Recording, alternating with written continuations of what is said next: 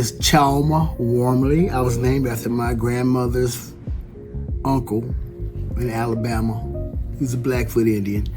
Well, in my youth, I loved sports, so I played football for the Maston Boys Club for a couple of years, basketball. Matter of fact, I was fortunate enough to be on the same basketball team as Bob Lanier when he was young. Graduated from 74 altogether. And Rick James was also on the football team when we played for the Maston Boys Club.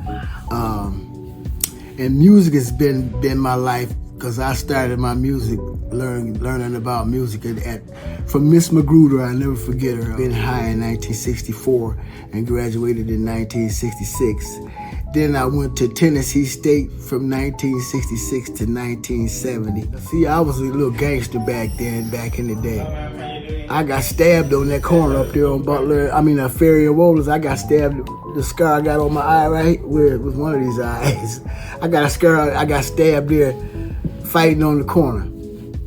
So, I was in little gangs and stuff, and I did drugs and stuff, I helped tear this neighborhood up, so that's why I'm on the give back. My mother meant the world to me. My mother and father meant the world to me, so at Tennessee State, at Sophomore, they settled the case. And my mother called me and she said, they settled your case, and I would like to know if I could borrow some of the money because I seen a house I want. I said, you my mom, and you know how much I love you. I said, you could have the whole thing. So with she took the whole check and she put it on the house. They got the house, they paid the closing costs, and she got some new furniture. And my father, I said, give my dad some couple of $100 out of that. So I don't really know how much it was, but I know it was enough for them to put down on the house, the closing costs and whatever. And so we ended up moving on Butler. See, my father got me into music. He noticed that I loved it, so he bought all the latest records. We kept the latest songs because all my friends would come over. They knew we had the stuff, I remember when I was little, I used to be in the bathtub, and I used to wait till everybody took their bath. Then I would be the last one so I could go in there and sing just to get the little echo, because it had a little echo in the. And then I used to listen to the older guys sing the doo-wop in the hallways, because in the projects they had the hallways, they had the beautiful echo studio sound to me. I sang with a group called the Old School B-Boys for 18 years. Temptations, OJs, Whispers, we did all the choreography and stuff. It's a story behind every song that I sang. I still remember to this day. From the first love song I sang to the first gospel song I sang. And every song I learned in between that.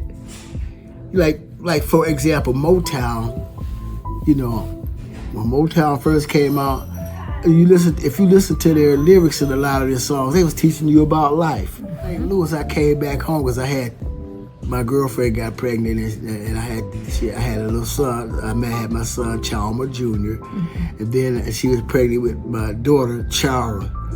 I just wanted my kids to grow up. I wanted to know who my kids were, and I wanted to see how they was gonna come out. And I said I wasn't gonna play no music no more until they graduated from high school. Son graduated in long story short, I started playing with a group from out of Lancaster, from Orchard Park, called Network. So I went on the road with this band called Network, and we did the hotel circuit. I gave up the other group because I couldn't understand why they didn't want to spend $600 for the lawyer. Everybody started talking about, I got bills to pay, I got this and that. Group never went nowhere after that. I went on the road, so I stayed on the road for like 3 years. I worked at the African Culture Center for 18 years. I tutored there and I taught drum lessons under the direction of Miss Paulette Harris and Miss Agnes Baines, who I miss so much. God rest her soul. After I did that first play, I was hooked. So I was acting for the next 18 years, from 2002 to 2018. Yeah.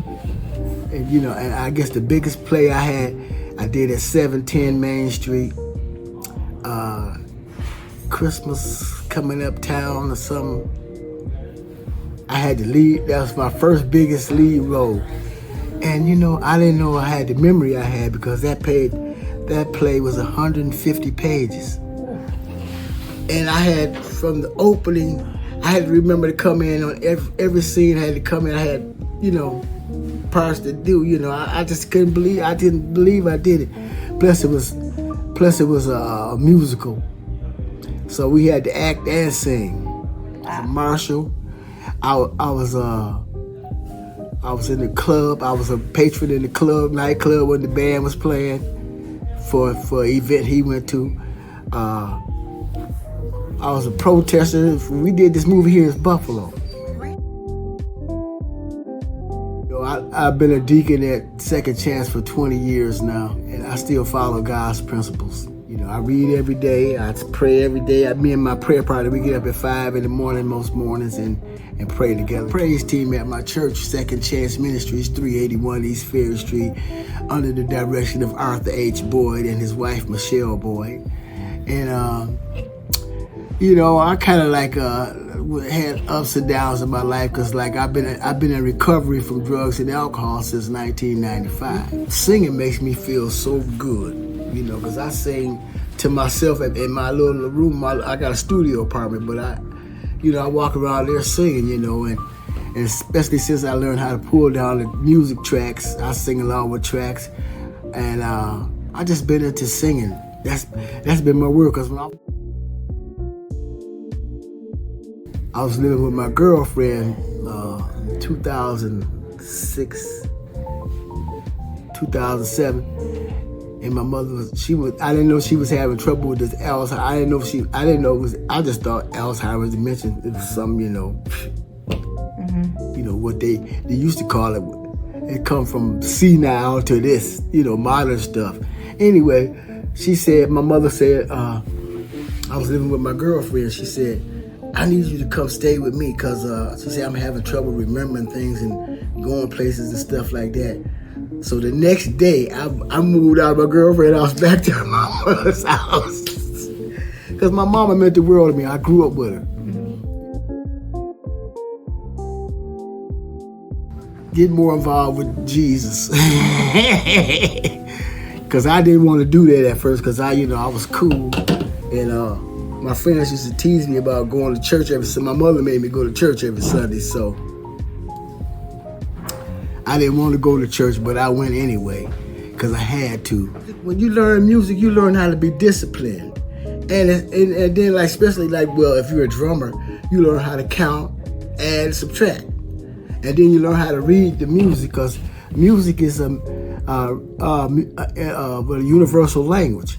Because I could take a drum chart and send it to Japan or Africa or whatever, and whoever reads music, they can interpret it, you know.